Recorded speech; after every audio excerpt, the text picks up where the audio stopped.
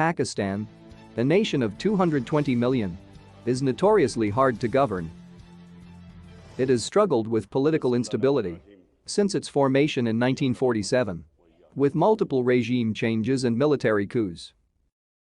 No prime minister has ever completed a full 5-year term. Khan's problems date back to 2018, when he rose to power in an election mired in accusations of vote rigging and foul play. More recently, he has been dogged by claims of economic mismanagement. The cost of basic necessities, such as food and fuel, are skyrocketing, with inflation in the double digits, and the government's foreign exchange reserves are fast depleting. Some members of Khan's coalition government had deserted him over his perceived failure to work with them, and he has alienated the military, long a kingmaker in the country's politics, that once supported him.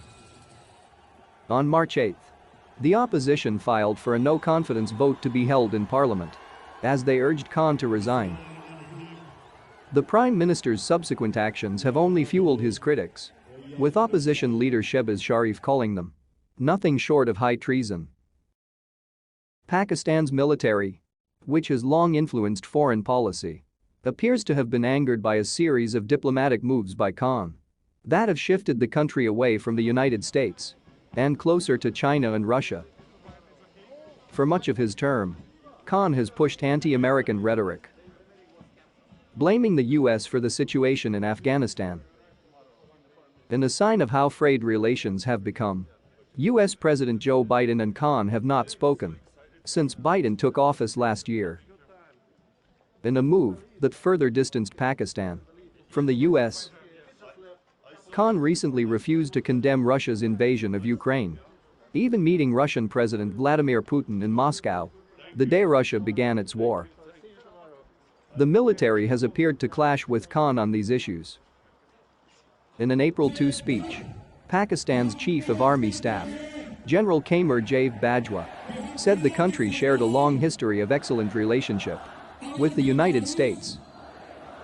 Maintaining relations with Washington was vital to Pakistan's national interests, he added. Russian aggression on Ukraine is very unfortunate. This is a huge tragedy, Bajwa said. Pakistan desires immediate cessation of hostilities between Russia and Ukraine and is doing everything it can to resolve the issue.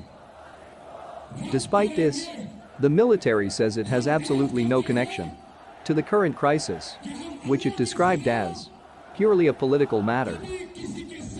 Throughout the crisis, Khan has rejected criticism of his leadership. Instead, and without offering evidence, he has repeatedly claimed the moves against him are an attempt at regime change backed by Washington and some members of the opposition. Both the US State Department and Pakistani opposition have denied Khan's allegations. But when Khan called for parliament to be dissolved and an early election to take place, the deputy speaker, who was appointed by Khan, justified the move on the basis of an alleged foreign conspiracy.